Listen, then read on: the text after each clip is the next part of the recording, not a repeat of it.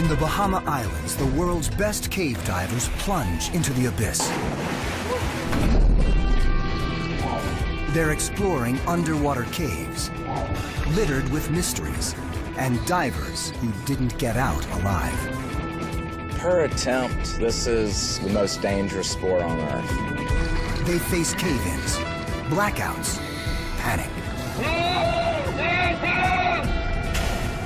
They do it for the rush. They do it to be first, and they do it to find ancient bones.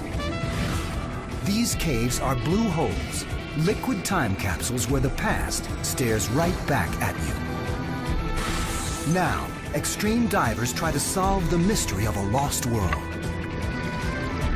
But can they survive this alien place? Under pressure, underwater, underground. Extreme cave diving. Right now, on this Nova National Geographic special.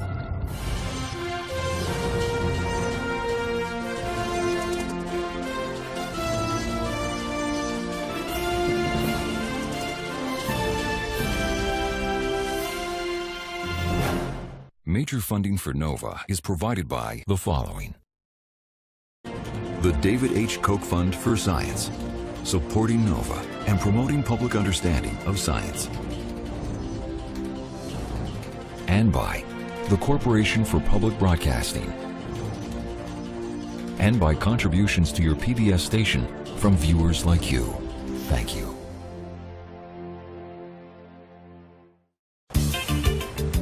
In the Caribbean Sea, 60 miles off the coast of Florida, there is a paradise known as the Bahamas. This is a place full of attractions. They draw millions of tourists each year.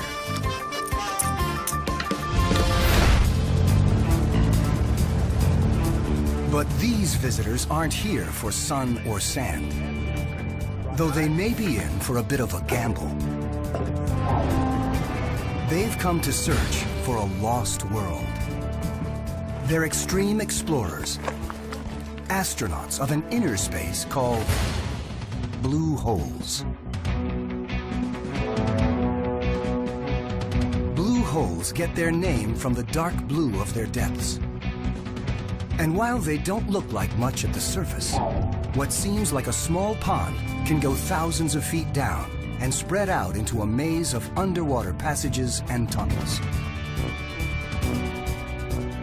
The mystery of their depths beckons the able and the foolhardy alike.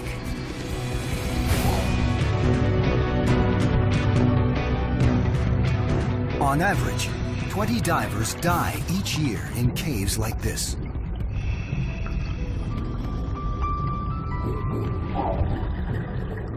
But to these explorers, it's worth the risk.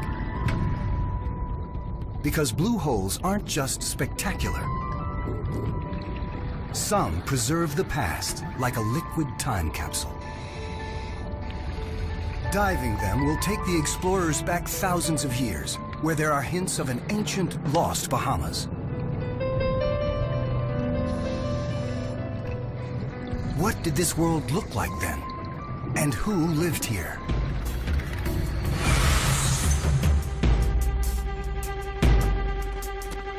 Now, an unprecedented expedition pairs expert cave divers with world-class scientists to find out.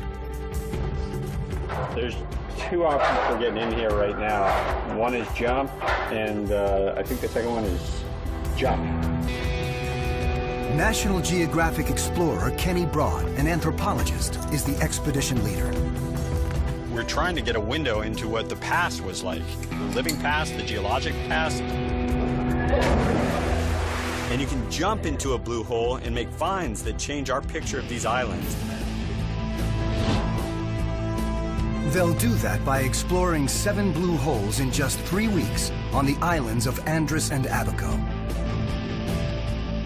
The team has come here because the Bahamas may have more blue holes than anywhere else in the world. The potential for discovery is high. The risks even higher. So Kenny has turned to Brian K. Cook to lead the dives. Brian is one of the world's most experienced cave divers. We just want to see what's around that corner. We don't want to stop. Cave divers live to change the map, and occasionally that can get us into trouble. Brian staggered back and below with the lens. Renowned photographer Wes Skiles heads up a film crew who will deliver images to document the scientific finds. I'm the eyes of the scientists and the explorers. I know that what I'm shooting is bringing this back to be shared in very important ways, and that's thrilling.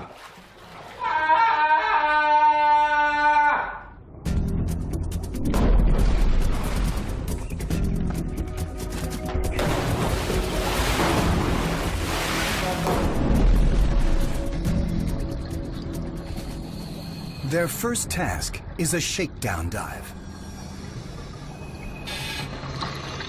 They'll test out the gear and get all the divers prepared for the treacherous labyrinths below. The first thing dive leader Brian Kaycook does when he gets into the hole is lay down a guideline. In cave diving, laying line is the first rule of survival. Without that guideline, your odds of coming out are very slim, and that's what kills most people. Though they can appear crystal clear, blue holes are full of silt. When disturbed, it rises from the floor or even falls from the ceiling and blacks everything out. In this place, it's extremely dense black organic matter, so it's difficult to work in. Just the pressure wave of your body pushing the water in front of you tends to stir stuff up. You have to count on coming out zero visibility with your finger on that line, feeling your way out.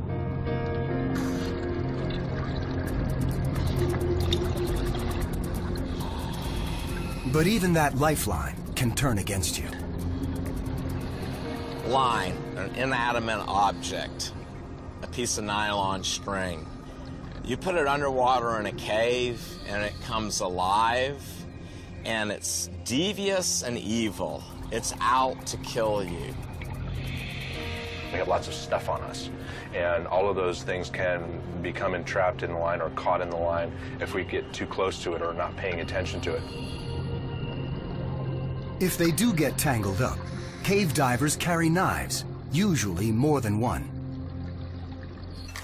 They like backups, and they like their backups to have backups. Right, just to give you just a little sense of the redundancy. So you got knife, knife, another knife. It's actually a parachute cutter. So, my mom's favorite kitchen knife.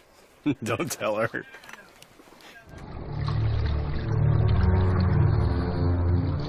Backup is second nature in this type of diving, where caves that look solid can suddenly fracture at a bubble's weightless touch. Only minutes into the dive, it happens. Brian turns around to see chunks of ceiling fall on Kenny. Kenny loses the line. It was just raining down crumbly rock, and he almost disappeared. We're talking about avalanches. Because I couldn't read any of my gauges.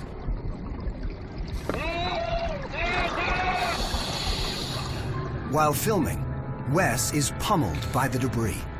Once it went completely zero vis, I was trapped in there. Next time you're in your house, turn off all the lights, put a bag over your head, and try to find your way out. Your heart rate will go up, and it takes a while.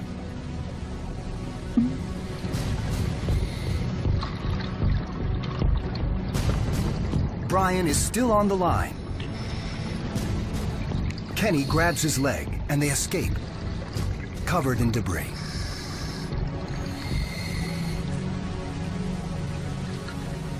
After the limestone rain shower, we decided just to get all the sediment off of us, so we did a couple barrel rolls. just kind of let things hang loose. It's just a small taste of what can go wrong. Well, per attempt, this is the most dangerous sport on Earth.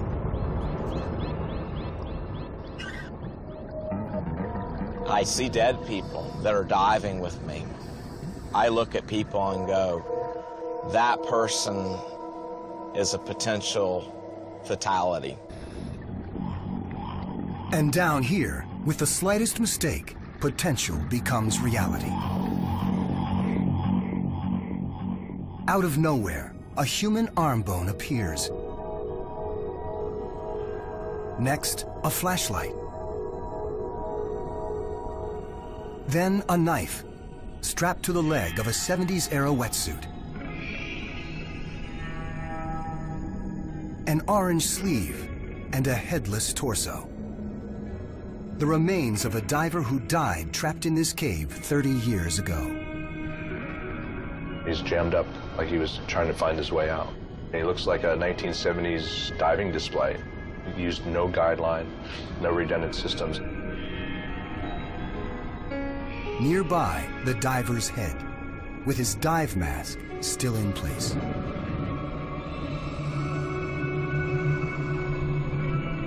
The presence of the body was known, but it's never been identified. And it's so deep, no one's ever attempted a recovery. It's really knowing your limits, and that's what keeps you alive, and I think that's what's killed a lot of people in caves. You don't know what's in there. You know no one's been in a lot of these places, and that's kind of sucking you in. Our human nature is to push into places that we don't know about. And the blue holes of the Bahamas appeal to that curiosity with their hundreds of miles of unexplored passages. The blue holes formed as long as 300,000 years ago, in the middle of the Ice Age, when ice caps expanded and sea levels dropped.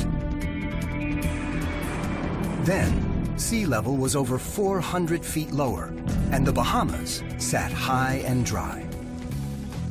Over time, rain carved holes in the limestone base of the Bahama Islands, creating caves.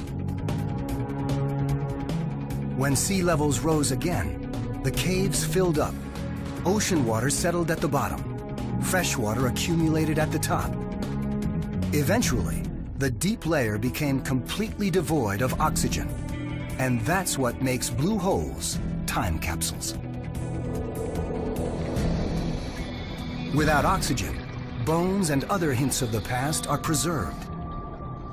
It's one of the main draws for cave explorers. After over an hour, a cave-in, and an encounter with a corpse, the shakedown dive ends amid intense relief. Yeah,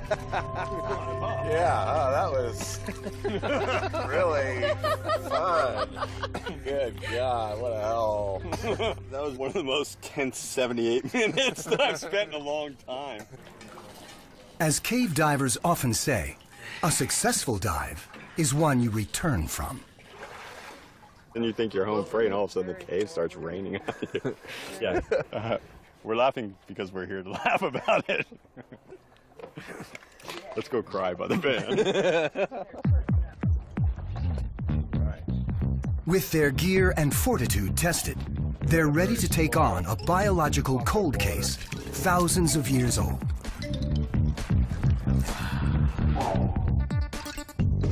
Though the Bahamas are just 60 miles from the coast of Florida, they have only a tiny fraction of Florida's wildlife.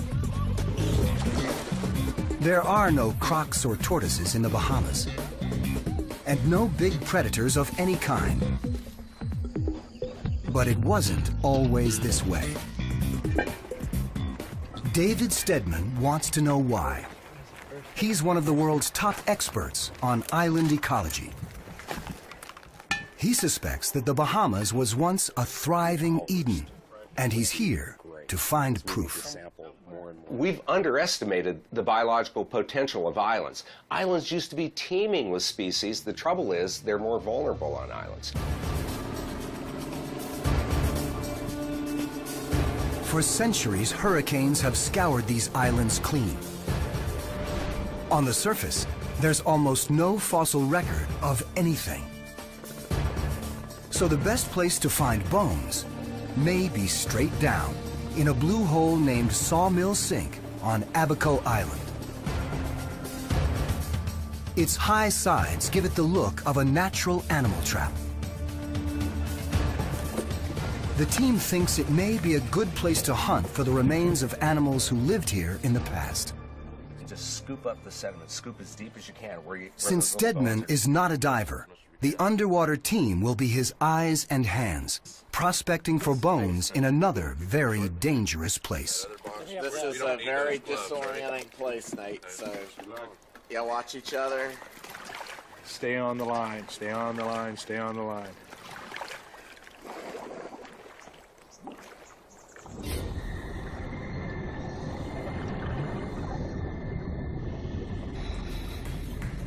Before they reach the bottom, where fossils would be, they face one more perilous obstacle: a thick layer of poison hydrogen sulfide. The naturally orange-tinted solution is actually the excrement of billions of tiny bacteria. They eat organic material, then excrete hydrogen sulfide. And another deadly barrier to blue hole exploration forms.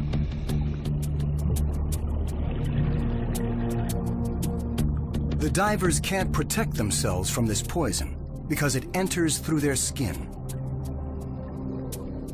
Here, at about 100 parts per million, hydrogen sulfide makes the divers' lips tingle and smells like rotten eggs.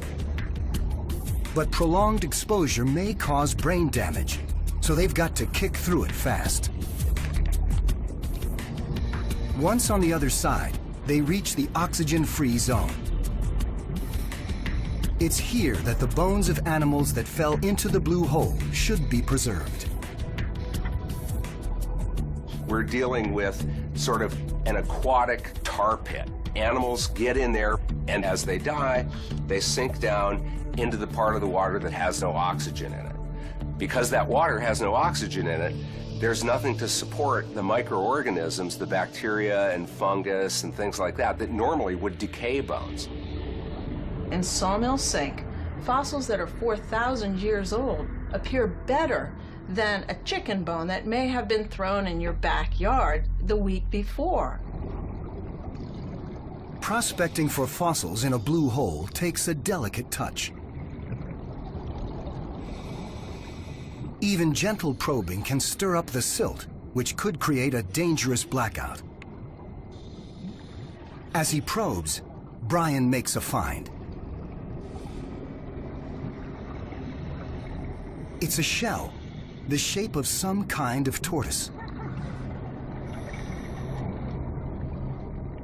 The oxygen-free layer doesn't preserve skin or muscle, but it does maintain shell and bone in almost pristine condition.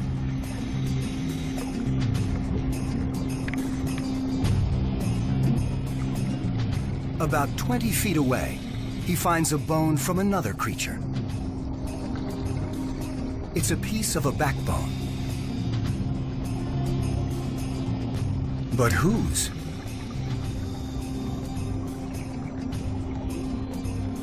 And then, up from the muck, comes the answer. A foot-long skull loaded with teeth.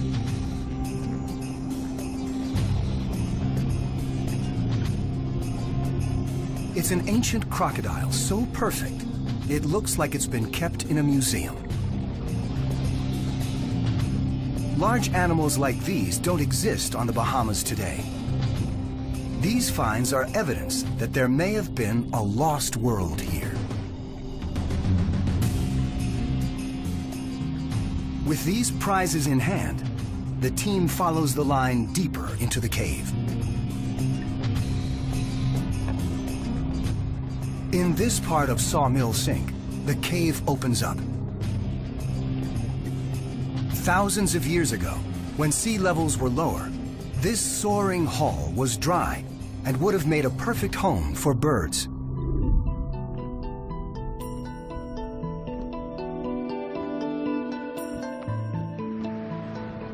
Today, the divers can actually swim up to a ledge where birds might have roosted and start scouting for fossils.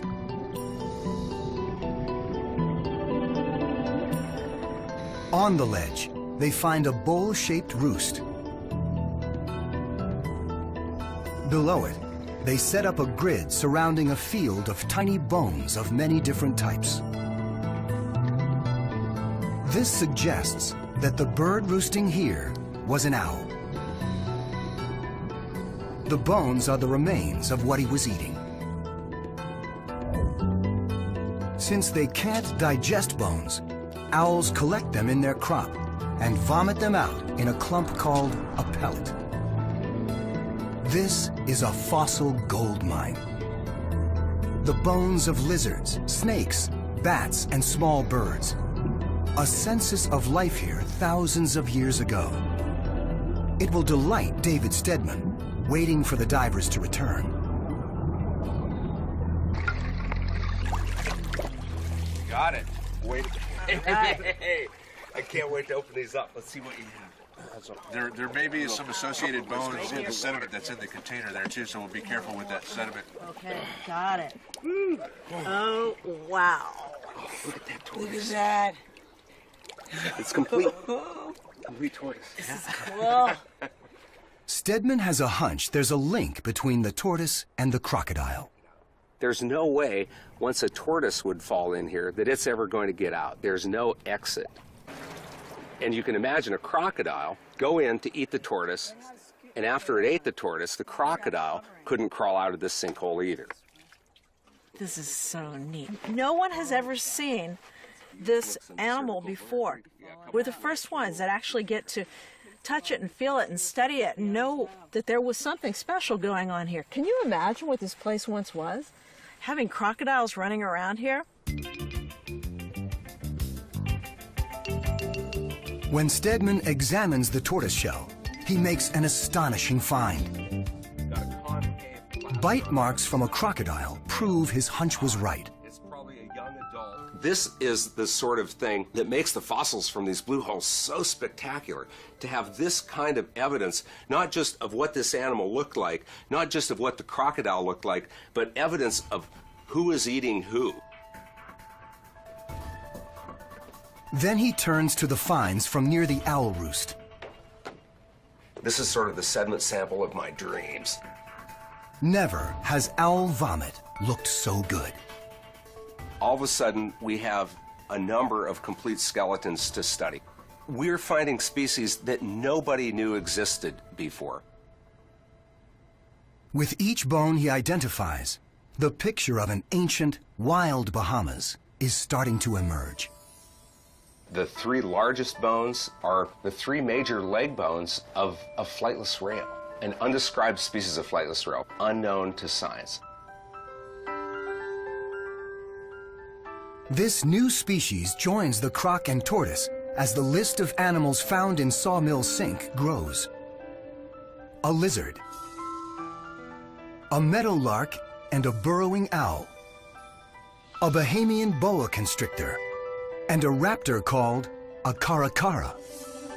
From just a single bag of sediment, Stedman identifies 35 species previously unknown here. 3 are entirely new to science. It's clear that centuries ago, the barren islands of the Bahamas weren't so barren. So what happened? The bones I've picked out so far, every one of them represents a species of bird that isn't on the island anymore. Based on just this tiny sample, it looks like we're on our way to documenting a pretty drastic change. About 1,000 years ago, most of these animals mysteriously disappeared. A fossil trail extending back roughly 12,000 years suddenly goes cold. What killed these animals off?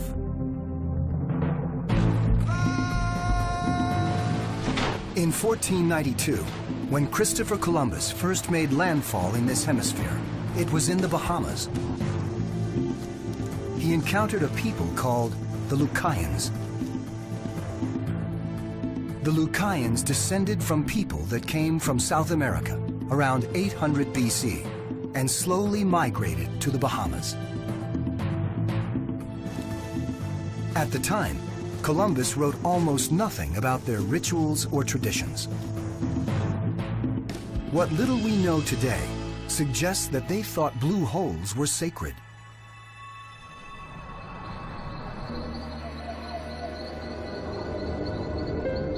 They believed caves were the birthplace of humankind, and that when someone died, they should be put back inside.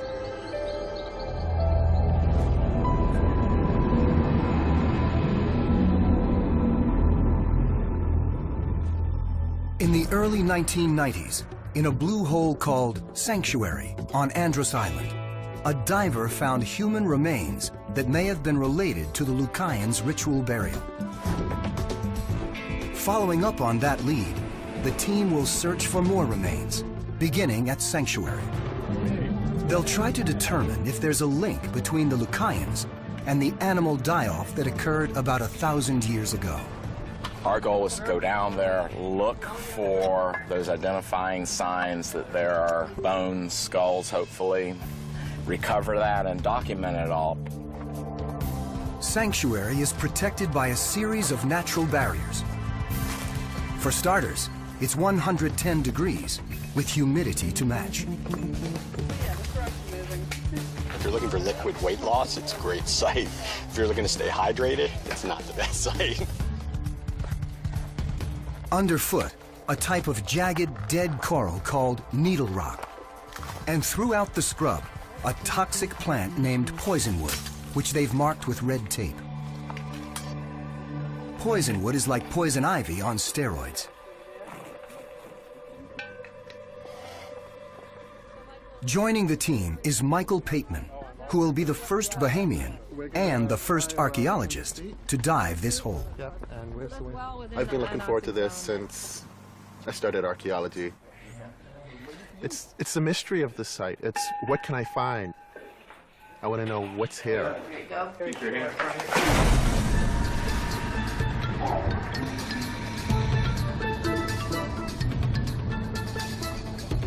Once on the line, the team begins their descent to the point in the cave where 20 years ago, a diver found human remains. They'll search in an area that's deep, 260 feet. It's risky to go that far down because the effects of pressure can kill a diver.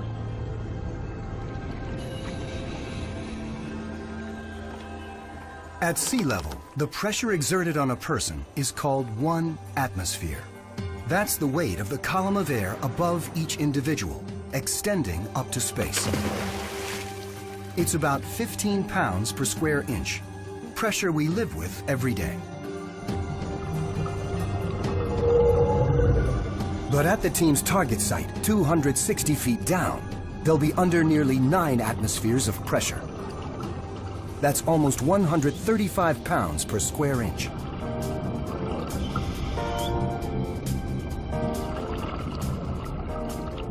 Under pressure, the gases in air, mostly oxygen and nitrogen, enter the diver's bloodstream faster.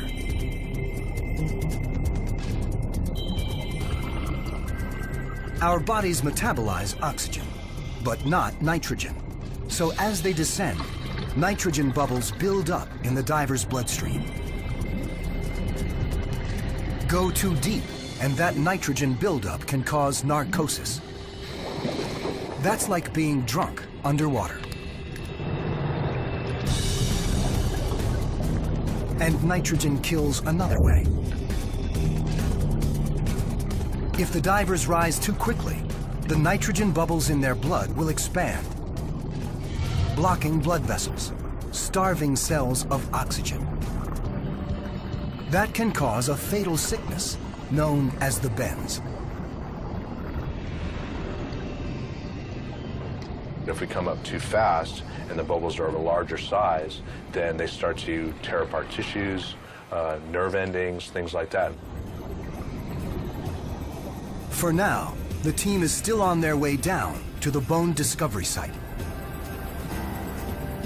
At about 40 feet, they pass through a blurry layer called the halocline. This is where fresh water above meets salt water below. As salt and fresh water meet, a chemical reaction occurs, corrosive enough to eat away at the cave wall. The halocline usually forms just below sea level, so over time, as sea levels rose, the halocline carved out the numerous side passages from the main cave.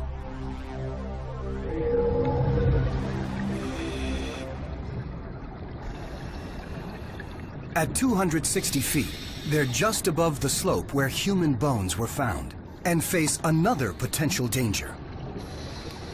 The surrounding rocks indicate there's been a massive cave-in.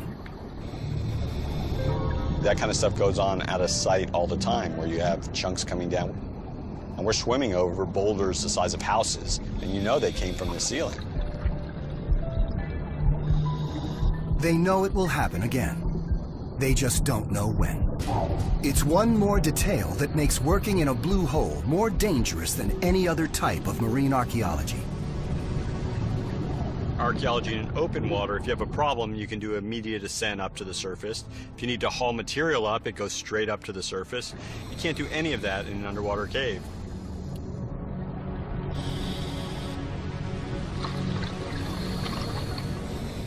In spite of the challenges, it pays off. With first, a human jawbone.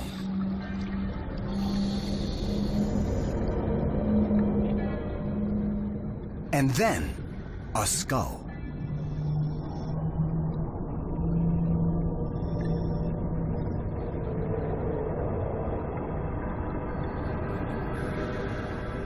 For Bahamian archaeologist Michael Pateman, the find leaves its mark.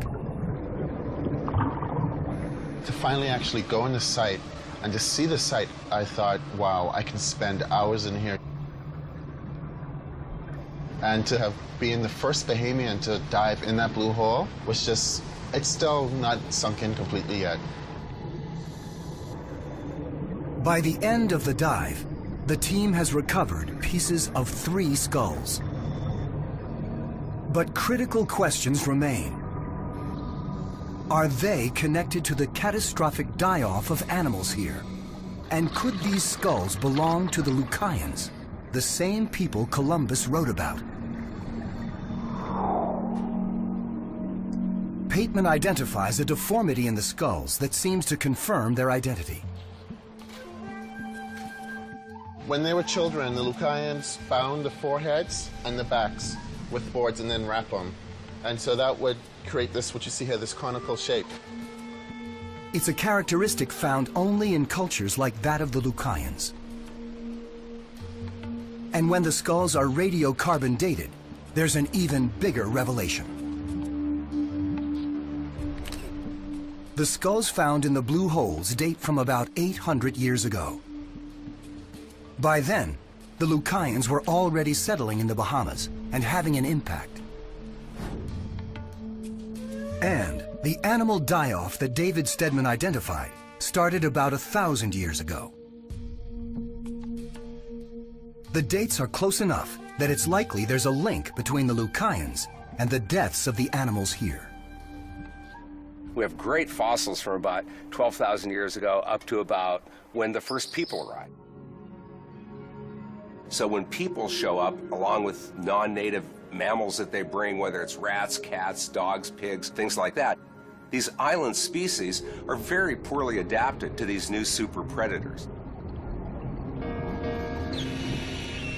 On islands across the world, the most vulnerable species have been wiped out. They're extinct.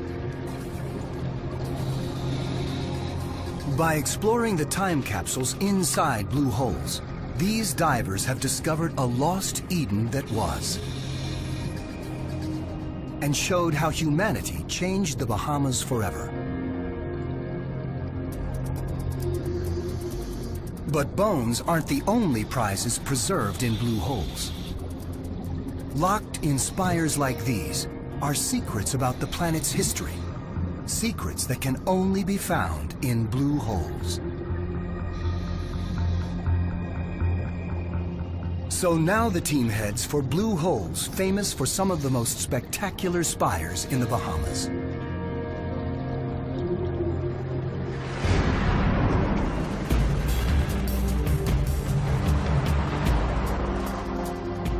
They'll dive for them in a pair of blue holes on Abaco Island.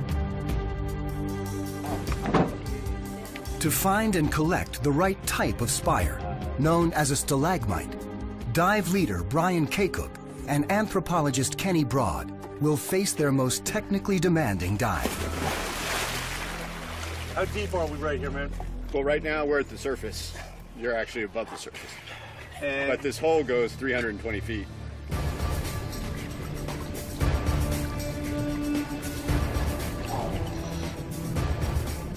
Cutting through the solid rock at the base of a stalagmite is going to take a lot of time.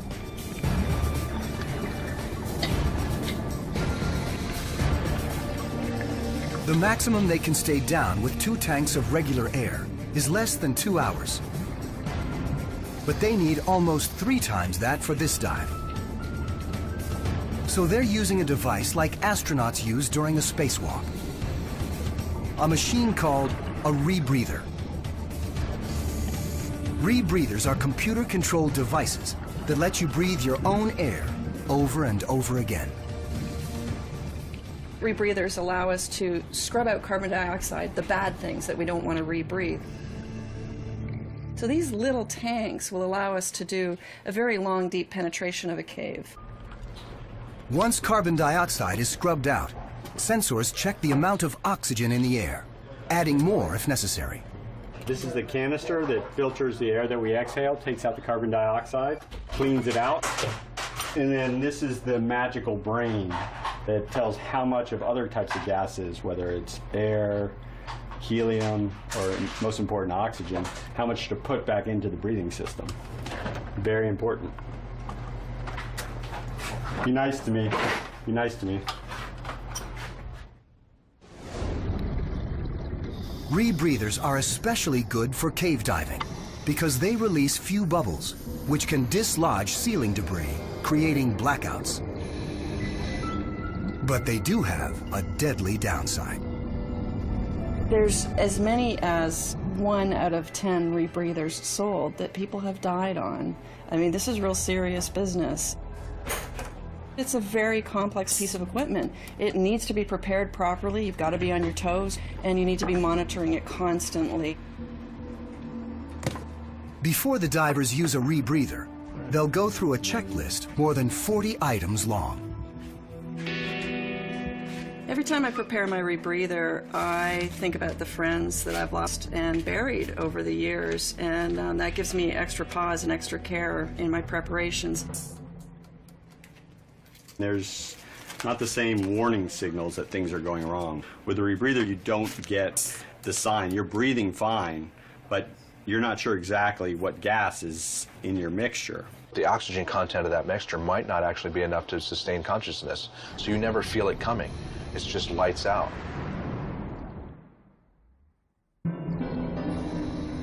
On this dive, rebreathers offer Kenny and Brian a tempting but sobering bargain. Nearly unlimited time to work in the deep at a significant risk of dying on the job. Avoiding that requires intense concentration, and for Kenny, that's the appeal. It's how I can disconnect. I feel like all day I'm attacked by my cell phone. I'm attacked by my email. It's the only place in the world where that has to be shut out. It's the only time you can have 100% concentration because it's a life or death endeavor. At 150 feet, Brian and Kenny transit a series of rooms girded by stalagmites. These mineral formations grow from the ground up.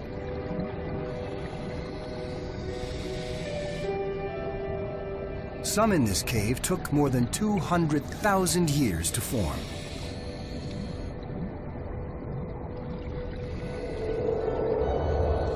It started in a dry cave when water percolated through the ceiling and fell in different spots. Stalagmites are built by the slow accumulation of the minerals and sediments contained in the water. So these beautiful columns are more than geological ornaments. Locked inside is a biography of Earth and its atmosphere.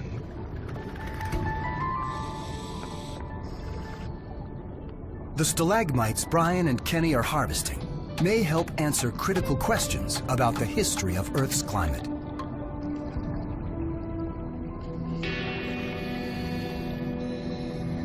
That's what geochemist Peter Swart wants to know about. Stalagmites give us a clue to what paleoclimate was many thousands or hundreds of thousands of years ago. Much of what we know about climate history comes from two sources: sediment samples from the ocean floor and cores taken from glaciers and ice sheets.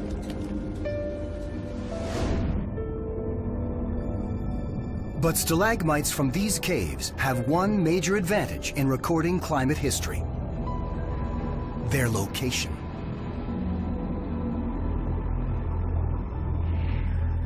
The Bahamas lie beside the Atlantic Gulf Stream. For millions of years, this current has carried warm, salty waters north, where they cool and sink. That drives ocean circulation, also called the Atlantic Gyre, which shapes the climate. Stalagmites record changes right in the subtropical Atlantic Gyre. So here, we're really at the heart of the action. We haven't had that kind of opportunity to see the changes which occur in this region before now. So the stalagmite that Brian and Kenny have cut could provide a gold mine of global climate history. Using that history, Swart may be able to answer a critical question. While most scientists believe that Earth's climate is changing, they are struggling to figure out how fast. This stalagmite could help answer the question. To decode it, Swart first has to cut it lengthwise with a diamond saw. Inside, it displays regular bands of growth, like the rings in a tree.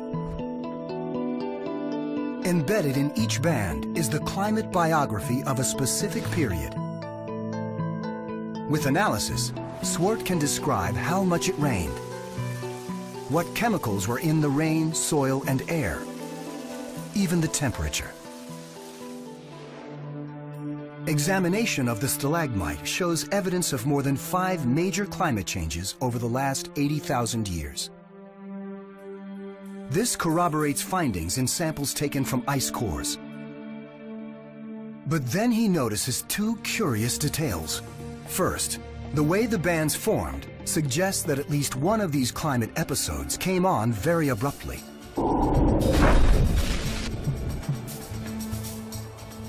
At the end of the last ice age, about 11,000 years ago, conditions changed radically from dry to wet within 50 years.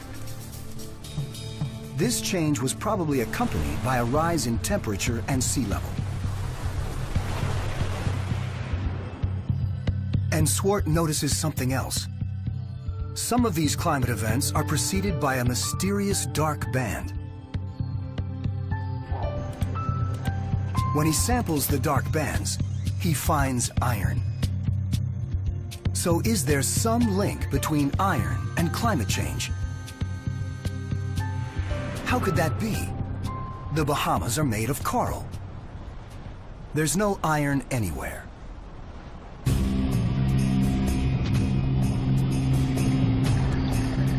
In the blue hole where they cut the stalagmite, Brian and Kenny notice something that might help solve the mystery. In the cave wall, they found a layer of red sediment. The color is the key here. The red in the dust means it's loaded with iron.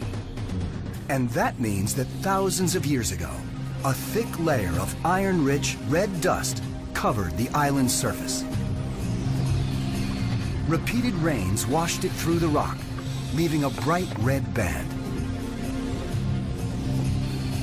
So, how did the red dust get here? One theory suggests it came from the Sahara Desert, some 4,000 miles away.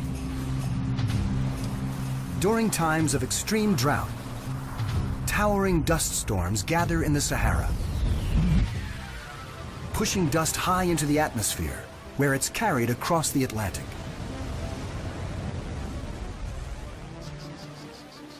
When Swart analyzes the iron in the stalagmite, he confirms that it's made of Sahara dust, though its red color has been washed out after thousands of years. And in the dark band, he isn't finding traces of iron, but significant concentrations. Now, the iron was very low concentrations, with the exception at this boundary here. The areas with the highest concentration of iron correspond almost exactly to the places on the stalagmite where the chemical composition indicates a period of major climate change. That probably means a major Sahara dust event came right before each change, when temperatures and sea levels rose. The fact that Saharan dust storms happen with greater frequency today is raising concerns that history could be repeating itself. Now, we know for the last 40, 50 years, there's been a major drought in Africa. And that's seen an input in the amount of dust which is coming from the Sahara region to the Bahamas. It's estimated that over the past 5 decades, the Sahara has seen a 10-fold increase in large-scale dust storms. If we're witnessing the beginning of a major climate change, it could happen fast, just as it happened in the past. Maybe in as little as a lifetime.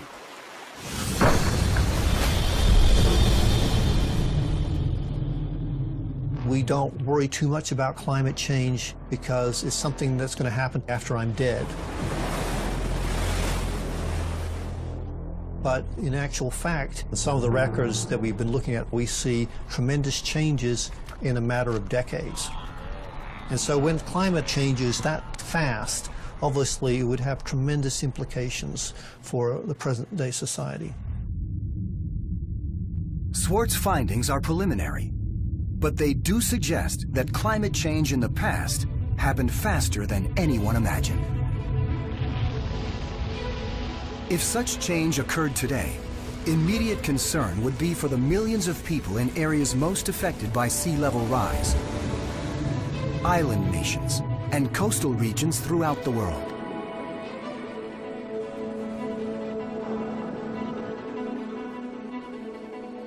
For the expedition team, climate change could pose an immediate threat to the future of blue holes. There's probably no way to keep rising seas from pouring into them, ruining their delicate chemistry. Blue holes are unique repositories of scientific knowledge. Sea level rise associated with global warming will change that water chemistry, and we're going to lose a lot of valuable information very quickly. We would lose most or all of the fossil record. It would be the equivalent of burning a library. Eventually the sea will rise. Once that happens, all these artifacts will start to deteriorate. So we really feel like we need to get as much information out of these places as we can right now. Losing blue holes is hard to contemplate for the explorers who have touched the depths of this lethal and alluring lost world.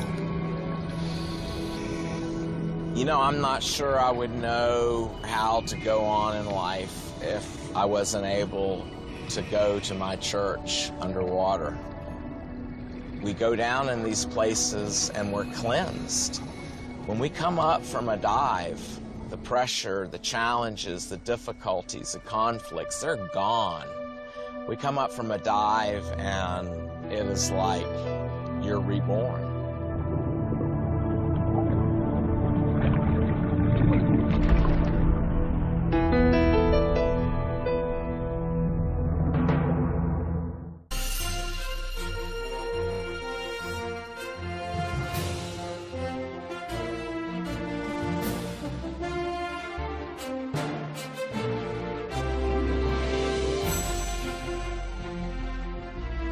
This NOVA program is available on DVD at shawpbs.org or call 1-800-PLAY-PBS.